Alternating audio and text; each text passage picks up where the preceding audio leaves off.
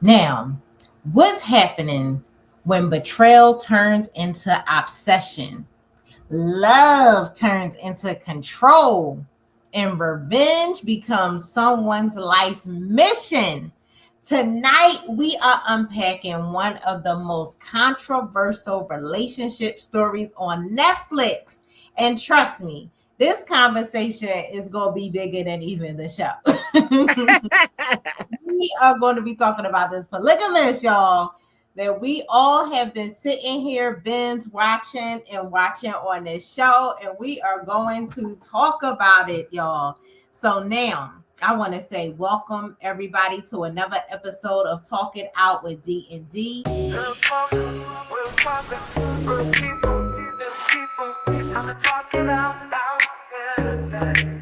Talk it out with D and D, where we tackle real life conversation, difficult thoughts, and topics that make you think. So, like I said, tonight we're discussing Netflix Polygamist. While many people see it as just another dramatic series, we see deeper conversations about relationships, self-worth, accountability, parenting, manipulating, abuse, and even the consequences of unresolved hurt. As we break this down, ask yourself, what would you have done differently if you were in this situation? Let's talk it out. Hey, Miss Day All Day, my co-host is here with y'all. Hey. Fabulous. And we are going to get into this thing with y'all tonight because we want y'all opinion. We want to see how everybody else was thinking about the show and how things were. So, one thing I am going to say. You said I. The first I'm going to say is this segment is going to say, when it's over, let it be over. That's what I'm going to say. That's what I'm going to say. When it's over, let it be over. Now, the reason why I say that is because starting off on the first episode, now I'm not sure if all y'all was on the same page as I was when it came to this, but on the first episode, I was kind of like, okay, I was looking at it like, all right, girl, when she came going to the house, right? And when she went to the house and she kept like, he was already had, I guess, taken that he had moved on or whatever the case was. And so he was with the new woman. So in my opinion, at that point, because, you know, it's just starting off and you just see this man at another woman's house. And then you having the family saying it's been over a year, like, you know, what's going on? You know, like, okay, you going to the house, like, I'm not signing no divorce paper. So starting off the show, my opinion was like, girl, move on. You know what I mean? And so that's how I started off. It was like, okay, then you just trying to be messy and you don't want to let go. So that's how I was looking at it at first when it came to watching, you know, in the very beginning. It was like, okay, girl, move on. But as the show went on, I started realizing, oh, this is not what I was thinking.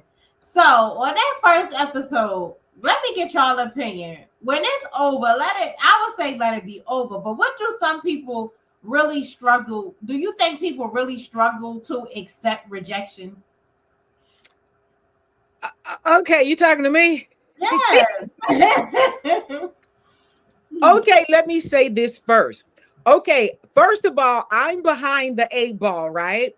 But I got King Day involved because I love that we watch some of the same shows. He turned me into an F1 girl, honey. I'll be watching racing. I'll be having him out here. We done got back into the Housewives of Atlanta. We binged on the dinosaurs. The dinosaurs are back, right? With the HBO stuff. But with this, I have been hearing people talking about this on Netflix. But remember, I told you about 3 weeks ago, I canceled my Netflix because we went to the show to go see Michael. I thought that was fabulously done. But then here come Netflix with their raggedy bus trying to dig up dirt on Mike. So I said, okay, click. I unsubscribe. So now when I heard Millie Chan, I heard some people I follow, then hear you, my sister, call me up talking about this. So it's a hot topic. I was like, okay, I got to get back in the party, okay? So I went on and resubscribed. And normally I'll be up all through the night. I can binge stuff. A beauty of being retired, So I usually do that. But these last few days, I had doctor's appointments. I had stuff going on. So I was not in the know.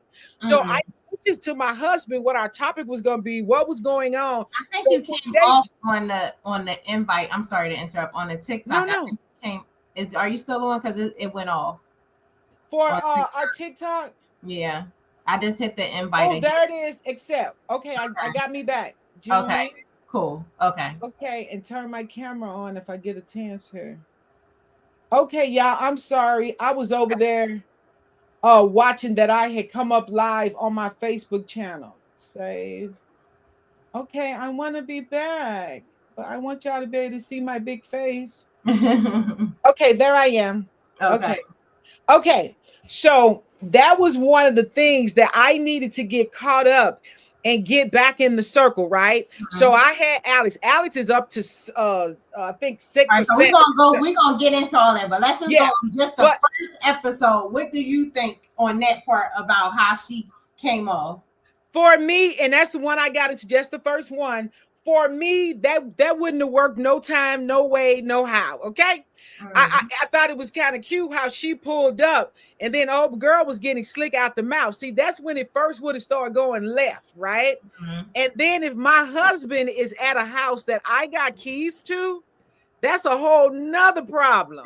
So yeah, no, and I'm old school. I'm an old school chick. So nah, that wouldn't have worked for my life. It wouldn't have worked for his life either, because he'd have been blind in one eye. But that's another situation too. But no. No. So now, and sometimes we say, are people grieving the person or grieving the lifestyle that they're looking for? Because if you notice, remember in the beginning, it was all about her. She was like a social media person. So do you think that sometimes it be all about the look of the relationship opposed to really what that relationship is?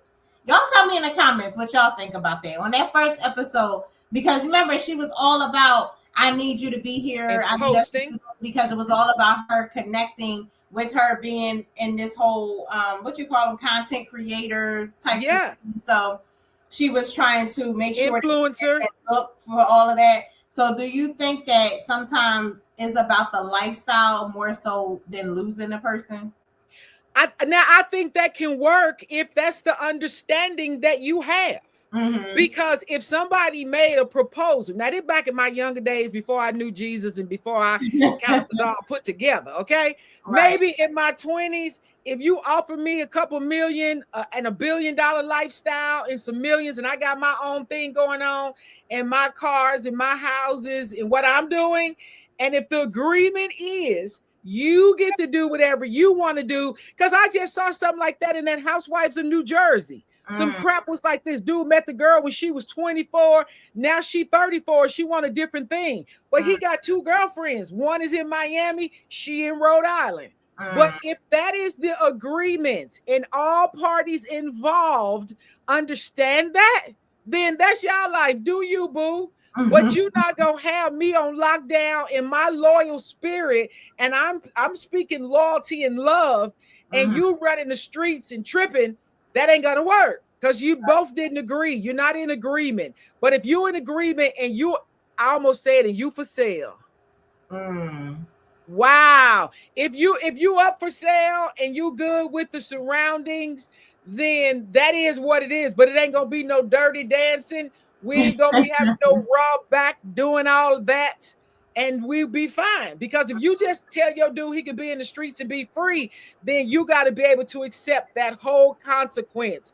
And that ain't my lifestyle. But like I said, in my 20s, I don't know if I would have been for sale even in my 20s. I don't know. Well, I ain't judging nobody. This is like, I guess that for me, okay, so they were saying social media relationships versus real relationships. Because, when she was doing that, it was like, okay, you already know he moved on to somebody else. He's staying in the house with somebody else. But because you have to keep up with the appearances and you have to keep up with people seeing you a certain way, you like, okay, I need you to come to this event. I need you to show up and I need you to be there for me because of, and this type of thing like that. So it's like some people, like you see people on social media, you notice how sometimes on social media you might see a person on their social media profile and you looking at all their pictures with their partners and they looking like they having the best life. You like, oh, they doing their thing, they looking good, they traveling, they love each other, they always all to distance than the other. But if you really knew who they were outside of social media, then you'll be like, ooh, I might not be so, into worrying about their relationship because they might not be as happy or they might not be in the situation that you may think of. Right. It's just what social media is presenting them of. And so sometimes people get that, like, because people have a thing for them to look a certain way for their image, I would say, more so than it's reality. And so in the beginning, it was more like it was about the image to me than it was the reality, because at that point it was like she already knew he wasn't there for a year. She already knew that he was with somebody else. So it was like, okay, but I still need that image to show to other people, because she was like, oh, because you remember her people at the table was like, oh, because people have been talking, and she's like, no, we're happy, and it's like, that's not what it is, but you trying to keep their persona for the image and not really what it is. So see, but that's where I think she was had it kind of mixed up, because that's trying to have your feet in both worlds. You're trying to have your foot in a world with the perception that you a wife and y'all got a happy-go-lucky family. And then the reality is that he's a double dog out here in the streets, just doing the humping. So you got to know, and to me, you got to separate that in your mind. If you're going to stay in that, then you got to acknowledge that. You can't have an expectation of somebody that is not there. And that's the worst thing. I had to learn that growing up too. If you don't have an expectation of somebody, you'll never be disappointed. Right. Because you can't be expecting one thing, they do another thing, and then now you all blown out the water. But if you didn't have an expectation, boo-boo, let him be. But you can still pay me, and you ain't gonna touch me like that, because that's what you got them street people for. How about that? Right. Now, have you ever seen someone stay in a relationship that was clearly over because they didn't want to look like they failed? So they just stayed because they didn't want people to think that they failed. Y'all in the comments, let me know if y'all ever seen this type of, if you ever been in this situation or seen this type of situation where you just didn't want people outside to know, hey, I'm not with this person no more. But for the, you just with them because everybody knows that it's y'all. But you got to put on this persona for everybody else. But y'all ain't like that. Yeah. I saw it a lot. And not to be disparaging to people who are in the church that have a respect on their marriages, but that's what I kind of grew up watching that too, even as an adult. And that in my second marriage, that's what I told old boy. I'm not gonna be in no fake marriage. I need to have us get good communication, be clear, because that's what I was seeing. And people will stay in mess just so they don't feel embarrassed. And I know what that feels like. Even though I was saying I wasn't going to do it, I kind of was into one like that for a while until I came to the conclusion, I'm not going to die in this. And I heard the Holy Spirit say enough is enough, because it had changed my whole persona. It changed my energy, that I wasn't happy, and I'm married. I'm staying with a dude that I ain't even happy with. Are you kidding me? Me? Nah. And he shouldn't either. Nobody should be with nobody if you ain't happy. That's how stuff go left. Just my opinion. But in real life, I bet you people seeing it because they see family members doing that. My auntie did it for 20-some years, and she was being abused while she was sitting in it. So I don't think it's okay, but I think it's happening every day. Right. Yeah. Now, can a relationship built on someone else's pain ever truly succeed? So like this segment is more about the other woman syndrome. So the other woman, right? So it's like the road. So for those who like, I put up the photo. I don't know if I can do that on here. I'm gonna see. But what I want people to understand is like when we're talking about the Polygamist, we're talking about the show on Netflix. So I want everybody to know that's what we're talking about, right? And what we're talking about is the different things that happen in this series, because they were so deep on how things were portrayed in there, where one portion you'll see, like, I had so many mixed feelings when it came to watching it. And I hope we're not being, I don't want to give a full spoiler, for people who haven't seen it just yet. I really want y'all to watch it. Okay. But when we go in, and like I said, this first episode, when you start watching it, you'll see, to me, like I said, I came off with oh yeah, she's crazy. Like, The wife, that the wife was nuts. like, okay, you need to move on, sis. Like, that's how I was looking at it at first. Like, okay, girl, you need to move on.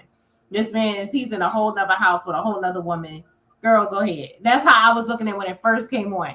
Then after time went on, then I'm watching where the brother was dating the girl. And then I'm looking and I'm like, okay, the brother is dating a girl, but she's going in trying to get a job where this man is. But then she's propping up her stuff and pushing herself on him because he's the owner of the company. On And the so husband. Okay. throwing herself at him as she still was messing around with the brother. So now I'm looking at her like, okay, she's a tramp, because number one, you're with the brother, and then you trying to push yourself onto this married man and his business. So then I started looking at her cross-eyed, like, come on now. And so that's why I said, for me, it gave me so, like, then it was a thing where at that point, when I started looking at the other woman, and they're like, because in the beginning, again, you remember how she kept saying, move on. And even the mother was like, it's been a year, he hasn't even been in this house. You see what I'm saying? So It's like, if that is happening, it's like, okay, do you feel for the other woman, especially if she came on to, you know what I mean, or do you sit back and be like, okay, no, like, it's like you have so many. And then I felt bad for when they showed the part about him being a kid, because then it's like, now you have this other woman, and this is the woman who pretty much gave him money to become who he is today. So she sent him to school. And so it was her that made him that helped him go into who he was today. So that's why I was like, hold on now. It was just so much going on. And I was just like, like, that's a lot of twists and turns. And so I'm sitting here like, you don't know who you want to be pissed off at the moment, but it had you going like this. You know what I mean? Like, emotional up and down, like a roller coaster. So okay. I asked this question of you. I'm gonna say, why some people are attracted to unavailable partners.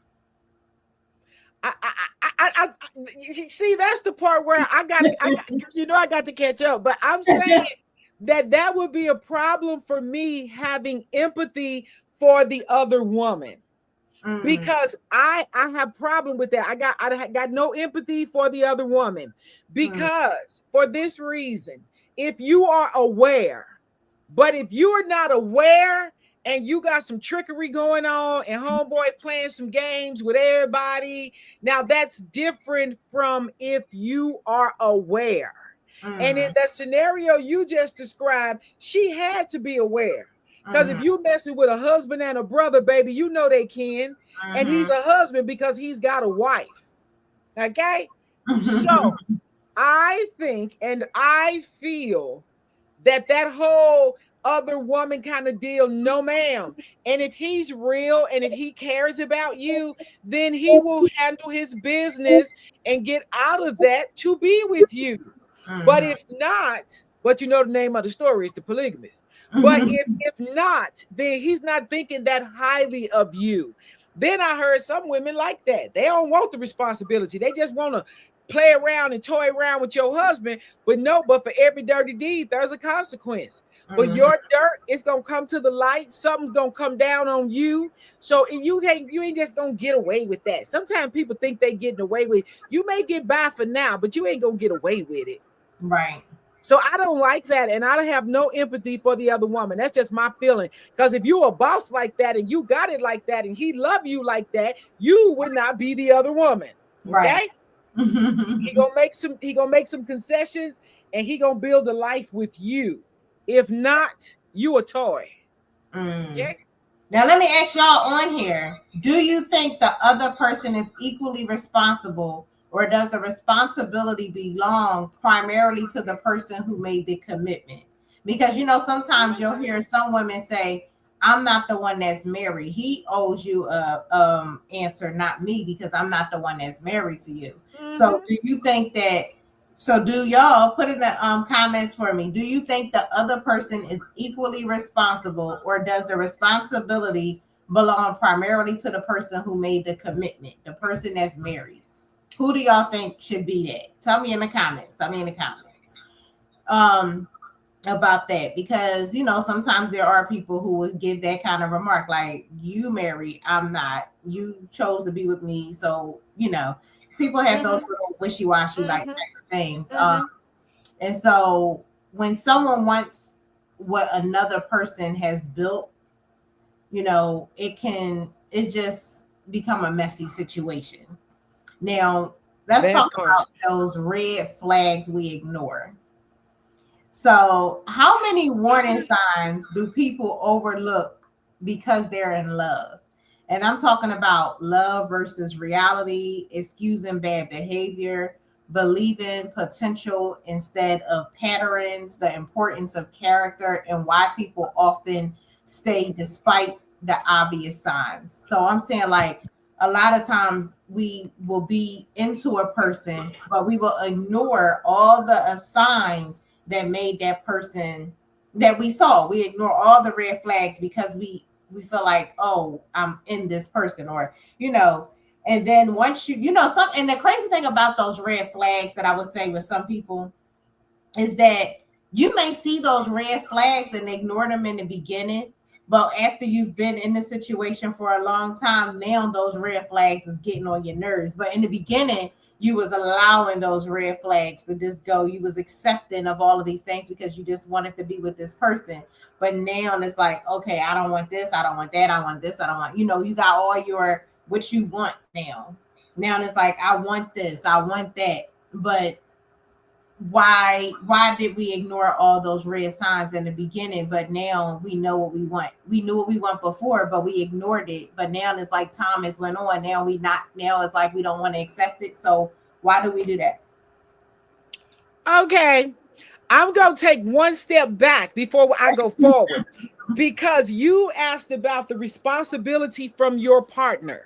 And that is critical, because like we said, you got some folks out here skirting the edges of the curb looking to just get with somebody's spouse, right? And that'll be quick out their mouth. I ain't married, he the one married.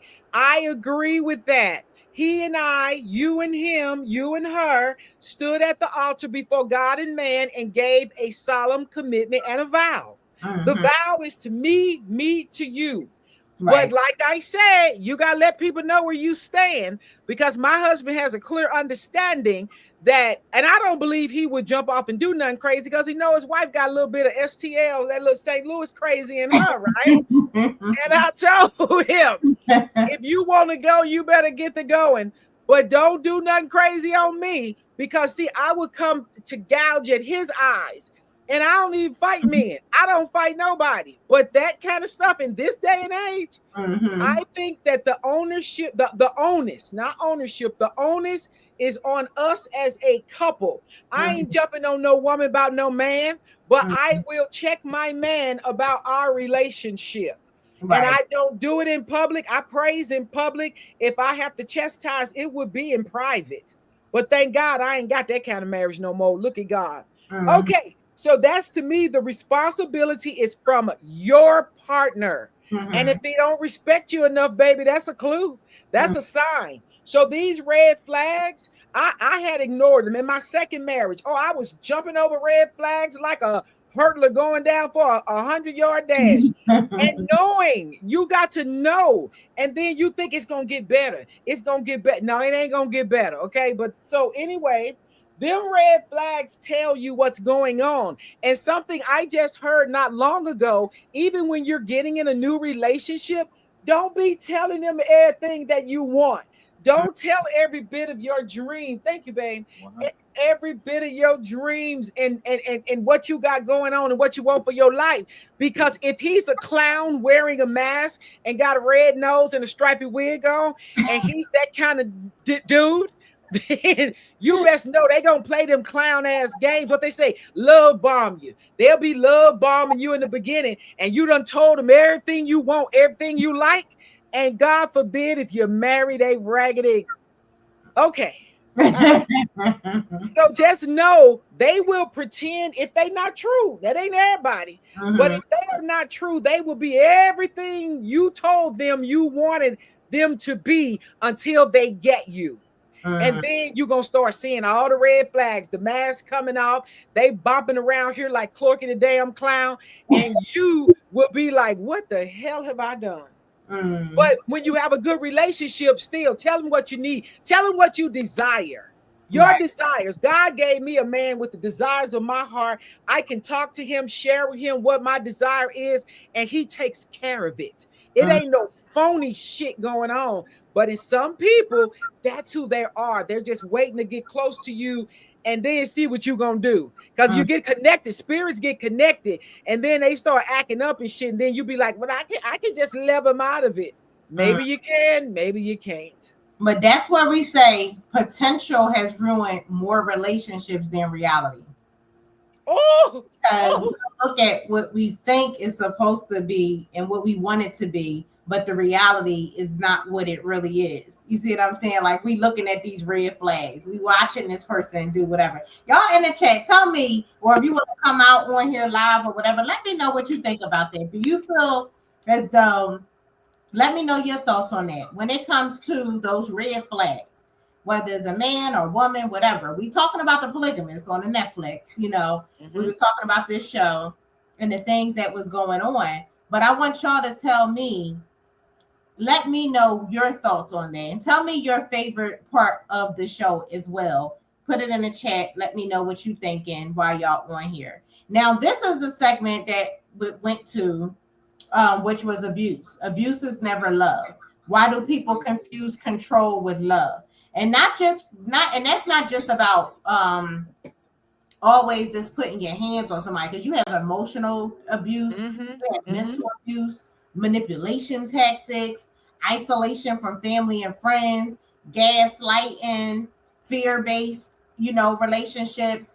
Why abuse usually escalates over time? What are some signs that a relationship has crossed the line from unhealthy into abusive?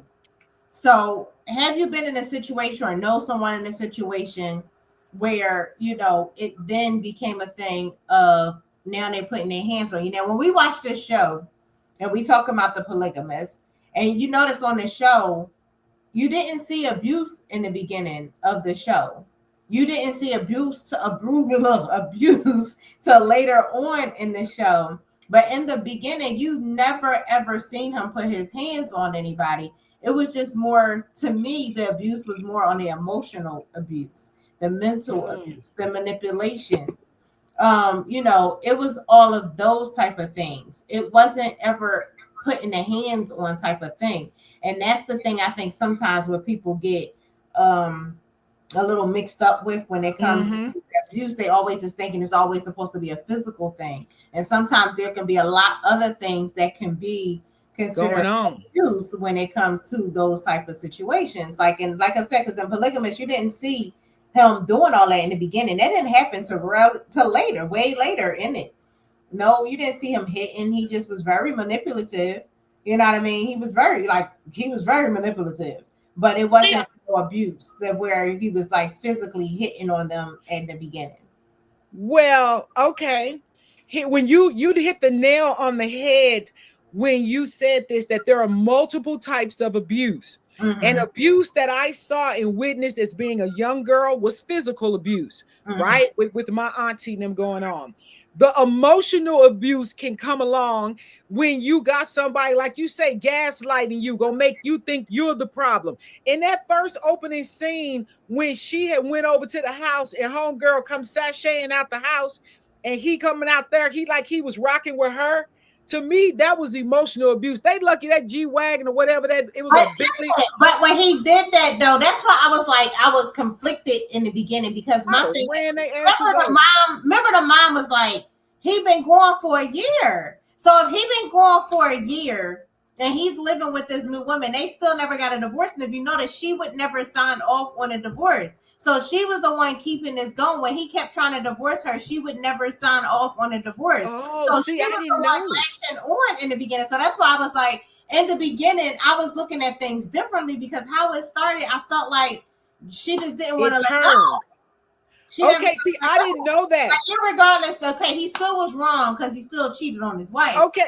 However, once that happened and he moved on and he was out of the house for a year, you still over here telling me you need me to show up at events and be with you and you're not signing off on this and you don't like that. To me is you trying to hold me in. Like, let me go. See, okay, I'm gonna have to catch up, y'all, because I'm confused. Because when I first saw that, and like you say, and that's what Alex said, it was everything kind of coming out of different contexts, at different times and trying to keep up with what was happening. But when I saw that, to me, that was some emotional mess. That was trying to see if I'm gonna break you right now in this moment. And she handled it real cool and collected. But like you say, she must really be loving her lifestyle because she was like, okay. But okay, so physical abuse, the emotional abuse, and one of the things that people don't really talk about is financial abuse. Because I felt like at the latter part and middle part, kind of in the beginning of my second marriage, I felt like it was some financial abuse going on. And I was like, hold up, partner. I'm not going to hold all this down. And you think you're going to disrespect me? Right. You got me mixed up with some other folks you used to know. But that, to me, that is crazy. And that's a lot of situations. It could be the husband, wife. It could be the wife, the husband. When people feel they holding money over your head, that's financial abuse. And you can't do nothing. You can't go nowhere. What? That's my baby talking about. She had him on lock. Okay. So I'm just saying that all of that can contribute to some pressure because, and that's how pipes get burst. Sometimes diamonds are made, but sometimes pressure can bust some pipes. Right. And that's nuts. But I think that that's one that people overlook is financial. And that's why a lot of people stay in mess because they financials ain't together. They can't, they feel like they can't go and start over. So I just want to throw that in because I know that's another thing too when it comes to financials, like you just said, and I so hardly agree with you like to the utmost when you say that. And I think that is one thing I noticed with a lot of people, because you look at even these like celebrity relationships and stuff like that, a lot of times you'll see when they get divorced and then I'll watch some of this stuff, like I see them popping on the news and then they talking about, oh, they need this amount for child support and they need, now they need help because they're broke and all this other kind of stuff. But my thing is this, and this is what I'm gonna say, and this is to all, not just to men, I mean, not just to women, but to men too. Because sometimes in these situations, it's not, a lot of times we always say, oh, the woman, but sometimes men be in different situations as well. Yeah. And not to bash on, not to bash on the women at all, because I'm a woman myself.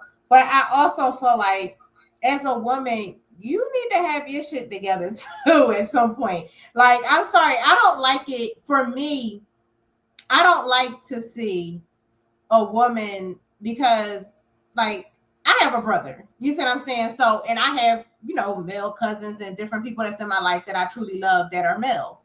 And so I would never want to see them getting played, used, and abused by a woman all because she's just out here with her hand out. You see what I'm saying? Yeah, and my thing is, and then when you are in a situation where, say, the person is like, okay, you don't have to work, they got you, this is that and the other. What are you putting up and what are you putting to the side So if God forbid, what are you building for yourself? What is it that you want to do in your life? What is it that you're trying to do? What if God forbid something happened to him today or tomorrow? He's the breadwinner. He's doing everything. He's paying all the bills. He's doing everything. If he dropped dead today or tomorrow, and let's just say he had a debt and it wiped away all his money, what are you going to do then? What if he owed a bunch of money? Do you have insurance? Are you covering yourself? Have no insurance. And that person don't have, and that's what I'm saying. So like you have people who will sit here in these situations and they always got this, it's always this, but it's like, what are you doing? That's why I made that post the other day about what are you bringing to the table? Like a lot of times people are always talking about, what they can get or, what they doing and what they want. But I remember listening to what's his real name from Mr. Brown. What's his real name? Tamala's husband. Yeah, Mr. Brown. I was listening to him one day. And he made a man. Yeah, and he made a valid point. What he said, he was like, he was sitting in the thing, and he said, "Hey y'all." He was like, he was like, I'm gonna tell all y'all women how to find a perfect man, how to find, he was like, look at all the women, they're gonna have their ears to find a perfect man. And he was like, you get your list together and everything you want, put it on that list. Everything you expect, everything you want, put it on that list. And then he said, after he said that, then he said, now you become the list. Because see, hey! And he was like, there's so many people that want everything. You want the person that's making six figures. You want the person with an 800 credit score. You want the person that's doing this. You want the person. But what is it that you got that you can bring to the table? What is it about you that can even pull somebody off of what you want, off of what you got going on? Oh, hallelujah. To me, because I'm like, you will see that a lot. And like, I remember I was watching, not to laugh at the girl, but I laughed. I ain't going front. I laughed because when I watched that situation that time with 50 Cent's baby mom that time, and he was giving her like, I think it was like 50,000 a month or some crap. Even with the Wayne's brother, Marlon Wayne's, all this money.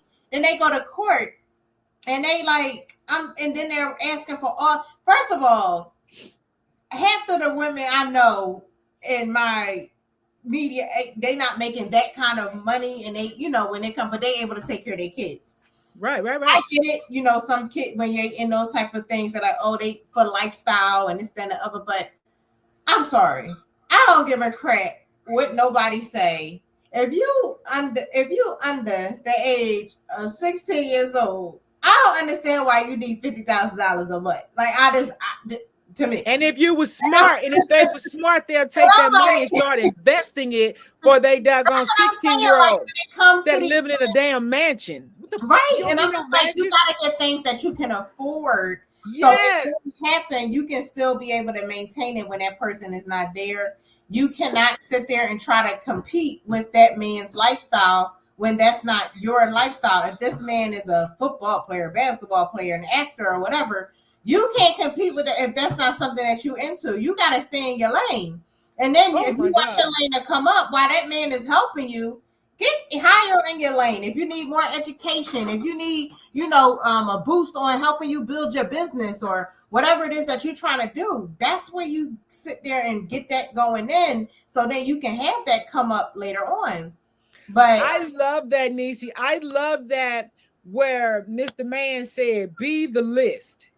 Because if you, when you, not ifs, take if out your vocabulary. When you become that list, then you have control of your own destiny. Mm-hmm. And I believe that's good for everybody. And as far as empty plates, that was my motto, because I did it before, just trying to be this whole loving and I will help you.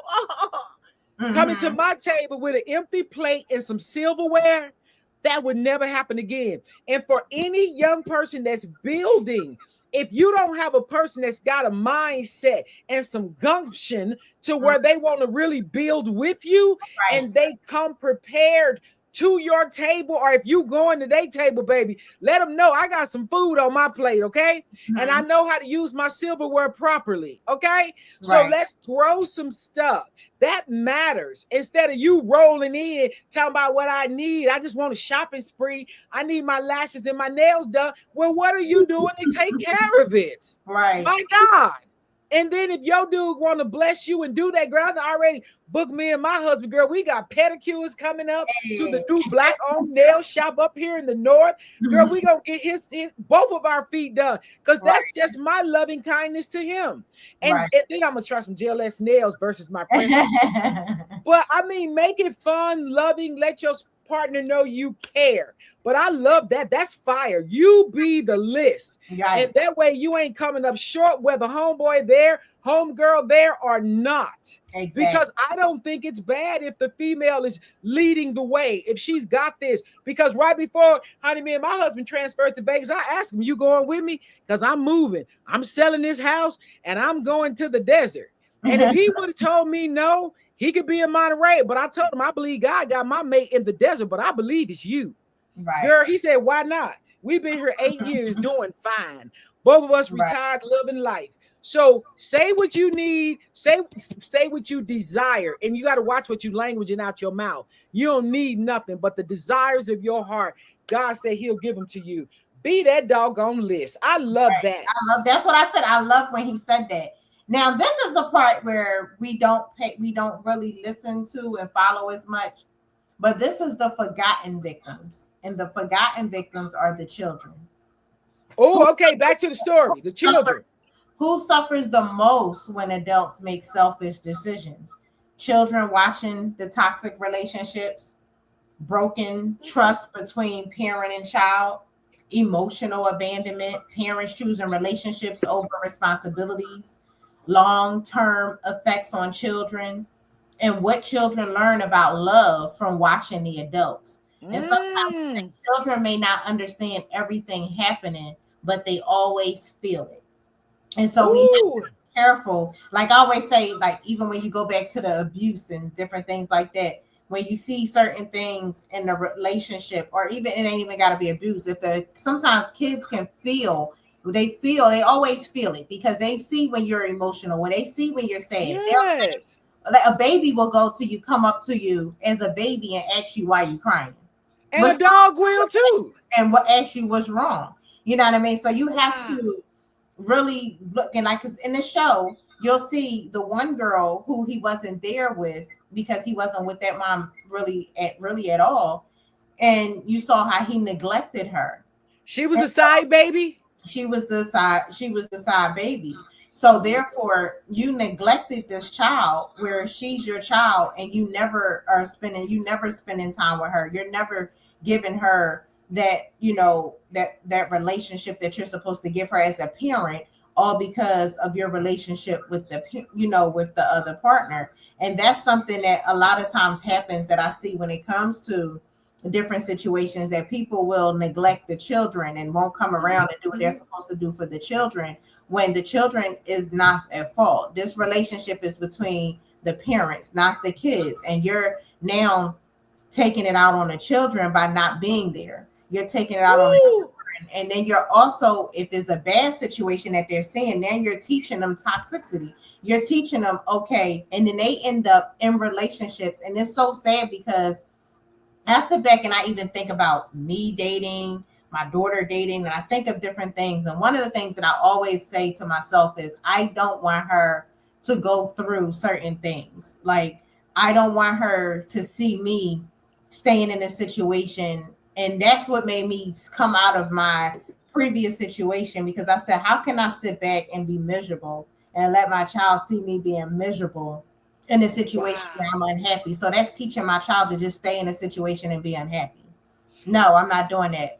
And then so it's like certain things that we do when it comes to making sure our kids are feeling safe. And then the one thing that I hate that I see some women do, and again, it's not about bashing women. I'm not doing that at all. But we love women. Yeah. Some things that I see that I don't like is when I see a grown woman and her child and sitting there bad talking the father. That's something I don't like. Like, don't sit there and do that to a kid. Like, let that child form an opinion Make the of that decision. man of on her own, on or his own, or whatever. That's one thing I always was so adamant about. I never wanted to like say, oh, he did this and he no. I may feel this way. I might talk to a girlfriend or somebody. We may have that conversation, but that's not a conversation I'm going to have with my child. I'm never going to discuss grown folks and from grown folks situations with a kid. And sometimes I feel like kids end up having those type of weird feelings about the person off of the conversations. And it don't always have to be with a relationship partner. It even can be with friends and family and different things like that. If you're sitting in front of those kids having these type of conversations, now they're looking at these people cross-eyed because of what you're saying about them. So that's how a lot of times you can tell when a kid heard something because of how they respond to you. And so that's why I say you got to keep grown folks' business. Like I remember when we was growing up, we had the playroom. And when grown folks was in one room, we had to be in a whole nother room. Like there wasn't no grown folks and kids all in the same room. Like it was like it was a separation. Like go be a child. Exactly. If you even can't, what you down here for? What you getting? What you need? Like you know. But nowadays, that's why kids be popping off talking to adults like they playmates. Right. Because you've been around that, you know all the business, and you think you could pop off on an adult. No, you got popped in your mouth because there was some decorum. You think you're gonna be a child. But you this is another good one, Niecy, because like that when they say children and the long-term effects, I don't think we're thinking about the long-term effects. Because like I say, I'm sitting here right now at 63 years young, and I can play back memories that I had no business being privy to, violence that I saw in those moments like it was yesterday. And I was born in 1963. So by the time this was 68, women was getting popped in the mouth. There was violence, all kind of stuff going on, right? But what I realized is through that pain and that violence and the insecurity of a man that would be that violent to a woman, but that at 5 years old, it taught me that's what I will not tolerate. I will not allow anybody to beat me up. I was 5. So imagine that in kindergarten, and these are the thoughts I'm having, right? But you can carry some stuff for life. And you could carry it, but it's up to God, to you, to purge it, to forgive, to get past it, because that's a lot of what I was going through. And to having an absentee dad, my mama never talked bad about my dad. She was like, keep a relationship with him. He proved himself to be not consistent or a man in my eyes. So that was what I had formed based on my trying to be connected. And by time when I was ready to forgive him, write a letter, let's get past it, he was dead. So sometimes if you still have an opportunity to get it straight, fix it. Because forgiveness is for you. It's not for them other individuals. So I just want to share that. But I think pain, violence, and insecurity is what children can carry if they don't have a safe place to speak on it, to pray about it, or purge it. If it's therapy, whatever it is, give your child that opportunity to get past that thing. And for God's sakes, like you said, don't be dogging the other parent. If it's father to child, to mother to dad, you ain't got to do all that. They see you. They know who you are. But to do all that, your kids is not your friends. Like, I'm sorry. Your kids is not your friends. They are your kids. Like, stop making your kids your best friends. Talk to somebody else. And then it's like, because honestly, and I'm just gonna put this in a real life situation. Like, I sit back and I watch in my own family, and I seen from even way back from like stuff that my dad had to endure as a child and see as a child. And then things that he began to do as an adult, or you know what I mean? And I'm like, sometimes a lot of times people think because people are children that they're not watching, but a lot of times you're putting that in and that reverse, that just comes back almost like a Uno card. Like if you in there and you are staying in a situation and it's an abusive situation and you the kid in the household, sometimes it turns out, hey, the reverse card come. Now your kid is the one in that situation. It could be another thing of you can be in a situation where you're unhappy, you're having insecurities, you're having all these, the person is downplaying you, and this is then guess what? Boom, here goes the reverse. It can be another thing where you could be in again abusive situation where a person can be putting their hands on you. It could be a girl where she's watching this happening to her mom. So guess what? Now she's getting her butt kicked, knocked into the wall because she thought it was okay because her mom kept showing it that it was okay, and she stayed in that situation. Or it could be that boy. He kept seeing that thing happen. So now he think, oh, that's what I can do because I saw my dad do that. And then just like I was watching, I didn't get to watch the whole thing yet, but I was also watching a little bit. I started watching on Taye Diggs' movie, The Stepfather. Now I remember watching The Stepfather from back in the day. But in the beginning of the movie, he was getting beat. His stepdad was beating him. And his stepdad actually died because he had to wind up having a heart attack while he was beating him, and he didn't call Oh my God.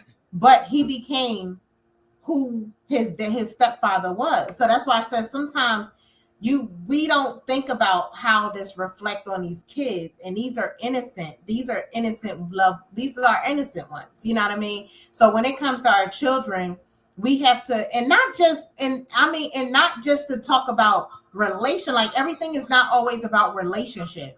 Things that we go through, like you said, with insecurities, not being positive about yourself, not going for your goals, like not pushing hard for things that you really want. All of those things are things that we inflict, I feel like, when it comes to our children, because if you're not doing it, I don't care what nobody said. You can talk somebody to a blue in the face, but if a person don't see it being done and can't like witness it and put a hand on it and touch it by, not a lot of times they may not do that. So you can sit back and tell somebody, you can say, don't do, you can say, just like you can tell somebody, don't do drugs. They're bad for you. But then you'll have a group of people who may go to a party. They may see everybody having a good time and they're doing drugs. And they think, oh, well, they having a good time. This is a good time. So guess what they might wind up doing? They may start doing drugs. You see what I'm saying? So because they was exposed. Because they are exposed to it. However, you may have another person who may be exposed to it, who may not have seen it as a fun thing, who may have seen the negative outside of it. So when they come in that same environment, everybody's doing drugs, they're going to say no. Because another thing you have to understand is everybody has choices. And then you also have to understand that you have this right here too. Yeah. And this right here will say, is this a smart thing to do or is this not? And then you have to also understand, like, what people have to know is that you don't have to follow the crowd. That crowd is not for you. Find a crowd that is. And that's just point blank. You ain't got to do what everybody else is doing. Exactly. Because I mean, sometimes I see people who will get into smoking and like, oh, everybody's smoking weed, so I need to smoke weed. Everybody drinking, so I need to drink. Everybody doing this, so I need to know. You don't have to do what everybody is doing. Find what it is that you want to do in life and do what it is that you need to do in life and stop being a follower. Like, seriously, like, I just don't like followers. Like, don't follow behind. We not playing followers either. I like this song. Follow leader, follow leader. But we're not doing that. We're not doing that. Wait. I know we off the track, but let me tell you this. When you say that, girl, because back in St. Louis, girl, when we was in we was in the 8th grade, I had some little fancy ass friends and stuff, right? And we was smoking some cigarettes. And then they introduced us into some weed, right? Then we smoked a little weed. But girl, why these little fast ass helpers talking about one day they go into the club? They gonna get to the club. Ain't got no way back. Don't know how they getting back. I don't care about it. I ain't going to no damn club at 14. My mom not finna beat my butt raw, okay? No. That's where I drew the line. I was smoking some cigarettes. I smoked a little weed, but I wasn't going to nobody's club at 14, okay? Y'all carry y'all ass on. Girl, I don't know how they got there, how they got back, but I wasn't going with you, okay? Right. Yeah. That's the thing, y'all. Gotta be a leader. You can't be a follower. Can't be following. Because we going off, but we're talking about polygamy in the show. All these things is things that we were watching inside of the show Polygamy. And this segment was about when desire becomes destruction. At the point that someone's behavior becomes self-destructive. At what point does someone's behavior become self-destructive? When you have uncontrollable lust, when you have lack of boundaries, risk-taking behavior, addiction to validation, seeking excitement over stability, and how poor decisions compound over time. Can success, money, and power make people believe they are above consequences? Yes. Say yes on top of yes, because look at what we into in this world today. Come on. Girl. Money and power. And look at what we going through. It's gone haywire. And I just want to know when we the people gonna get our money back. Because this some bullshit. I'ma just keep it a buck. Right. This is bullshit. And I'm paying off tax debt, and you got people around here spending my money like they playing with Monopoly money. This is some deadly shit. And then I used to be a procurement agent for the Navy, right? They used to make us sign a document. Oh, the TikTok gonna close on us in a minute. But I saw where we had to sign a document that says nobody gave you anything over $100. You could not, as a procurement agent, receive anything over $100. And we got billions of dollars of money. We giving the allegedly the president's son that's a cokehead. He got a $600 million deal on some shit. He don't even know math. But okay, all of this stuff is going on. We got to really start speaking out about it. But my question is, will the people be able to prosecute and get the money back? Right. That was my question. But nevertheless, we are in a fix. But money and power will make people do foolish things. But like I said, if you are for sale, you got to be in agreement with the person. The movie on what he did. Yeah. In the movie, he had the power, he had the money, and he had the success in the movie. So he was able to get away with a lot of things that he was doing, and he was able to manipulate people into doing things because he had the success, the money, and the power. Mm-hmm. So, and a lot of times, like one of the situations that I felt was very destructive is when he started messing with his daughter's friend and one of his daughter's best friend. And we got to have a part 2. We got to come back. Daughter's best friend is actually, not only is she the best friend, but she was also the same little girl that he knew his son liked and was trying to be with forever. And so I'm gonna catch up, girl. That's when the manipulation and all of those things come in. But we're gonna end it with this segment here. We're gonna end it and then we can do a part 2 next week. This was revenge and justice. Now this is the part. Now I'm a Scorpio, so you know we sting. We are stingers. So when you have been hurt deeply, how do you respond? So the difference between revenge and accountability, why revenge feels so satisfying in the moment, how unresolved hurt turns into bitterness, healing versus retaliation, whether revenge truly brings peace, and the emotional cost of carrying the anger. Now, revenge may feel powerful for a moment, but healing changes you for your life forever. Now, I know, I'm going to tell y'all, I'm going to be honest, I'm a Scorpio. Where you at? We sting. Like, we may not do something right then and there. We may be like, no, I will sit back. I will not say too much. I will watch. And then I have learned, and I'm going to be honest, I have learned in these later years of my life that I don't have to be revengeful. I don't have to be so devious and try to get back at you. I have learned that it will come back on you because I believe in karma. And so I don't have to do anything towards you because I feel like anything you do to me will turn back around and come right back to you. And it's going to come to you in the worst way. So for me now, who I am today, I'm not having to retaliate or feel like I have to get revenge on you. I just sit back and watch. Like I remember I was like maybe a week or two ago, I remember sitting there talking to my daughter, and we was talking about a situation, and there was some little stuff that was said or whatever. And I sat there, and one of the things I said, I was like, I'm not entertaining it. I don't have to go on social media. I don't have to do all of that, like putting the person out there and having to say a whole bunch and doing all this and all of that extra. Because for me, I feel like whatever it is for me is for me. Whatever it is for you is for you. And if you hate me for something that I don't even know you hate me for, then that's a you problem, not a me problem. Come on.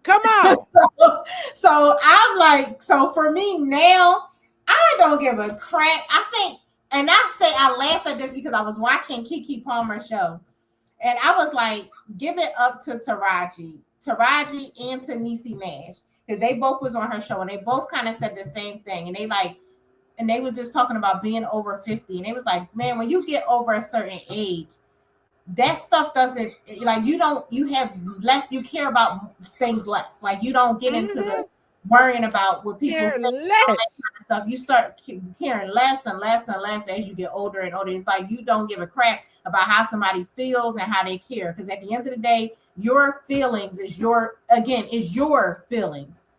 When you say the word feelings, what is feel? This is what you're doing with that feel. That's what you can touch, right? So if I'm feeling a certain way, that is my feeling. And if you are an adult and you're feeling a certain way about a situation or wanting to deal with then the thing is that you should be doing it as an adult is trying to resolve that issue opposed to just sitting around talking about it. Sis, I don't do pity parties. Like I'm not going to say I'm not I'm not the most, and I guess I say I'm not going to say I'm rough, but I'm not the most emotional person there is anyway. Like I'm not one of you can walk off. Like I'm one of them type of people who now and later in life, like I used to always worry about what people think, how people feel. I would go out my way all the time and try to please everybody. Now I got to this age in this part of my life where I don't care.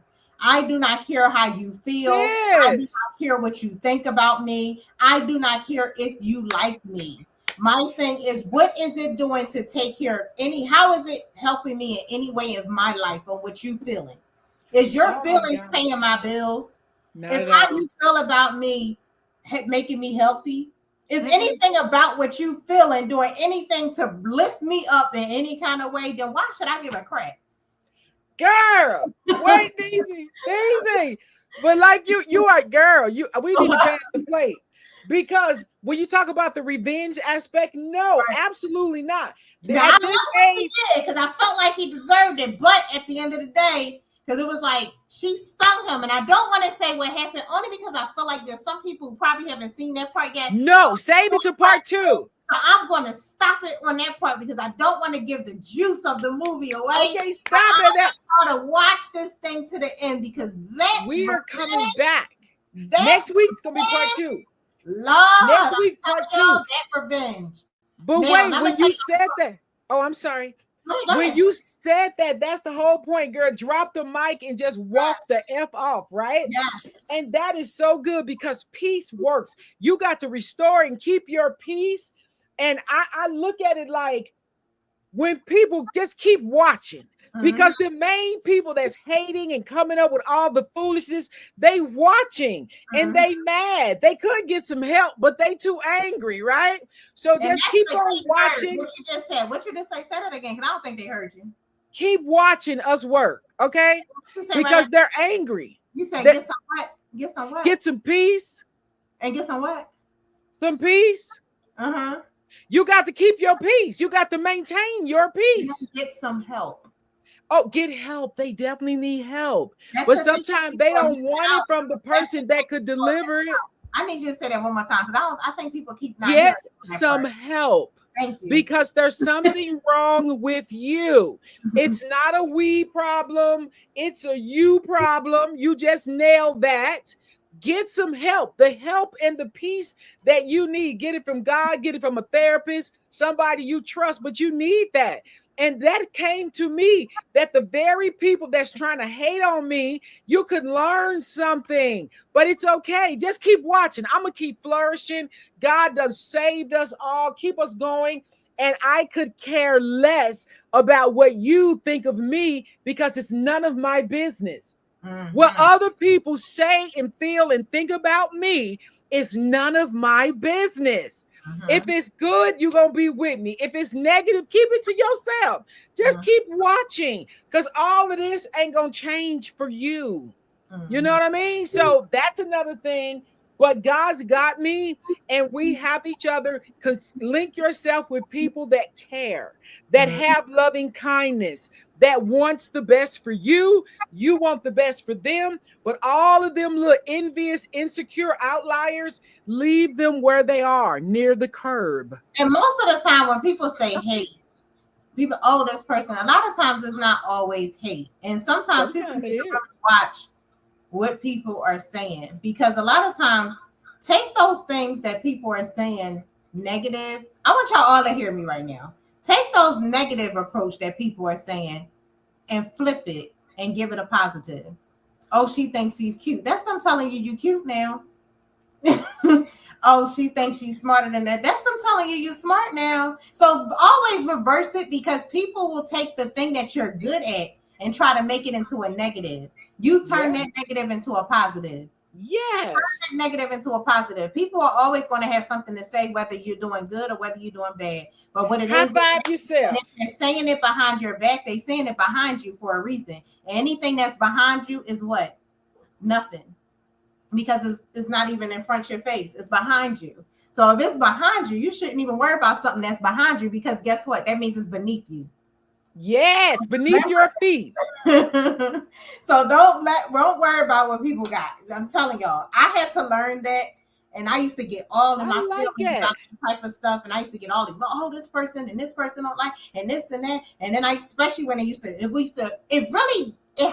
hurted me sometimes when it came to friends a little bit, but it really didn't bother me as much when it came to outsiders, like friends, relationships, and stuff like that. It more so hurted me more when it was family members, because I felt like I'm always they were close. Family, and I felt like family, you always closer when it comes to family. Yes. So family to me hurts a family member, or if it comes like gossipy or mess or things that you get to me, it used to hurt me more when it was that. It didn't really bother me when it came to outsiders and stuff. Like, it bothered me, but not as much. You know what I mean? Especially like, if I thought you was my like this and we was like that, then yeah, I will feel some type of way about it, because I'm like, dang, I thought you was like my sister, you was my girl, or you was my boy. You know what I mean? Like, why would you this and that? But then I started realizing, if it's like that, that person was never for you. If a person can easily like do some things and then have so much to say about you, and see, I'm the type of person that I don't need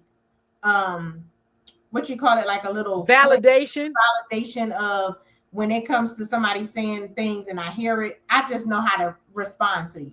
I just know I just won't deal with you like I used to deal with you. I won't communicate with you like I used to communicate. So I'm good with being able to distance myself in situations, family, friends, whoever. I know how to distance myself. I don't have to have insecurities if I'm in the same room with them. I can be in the same room with them knowing you have so much to say about me, and I will still say, hey, how you doing? And keep it pushing. I won't have no more conversation with you. But I get to a room and say, hey, how you doing? What's going on? And keep it just like that. Like, we could be saying it could be about business, whatever the kid, but it's just going to be stuck strictly into that situation, and ain't gonna be nothing more. I don't need to know about how your night was. I don't need to know nothing else about you, but I'm just going to keep it with the hello, how you doing? And that's as far as it's going with me, because that's where I feel like I graduated in my maturity.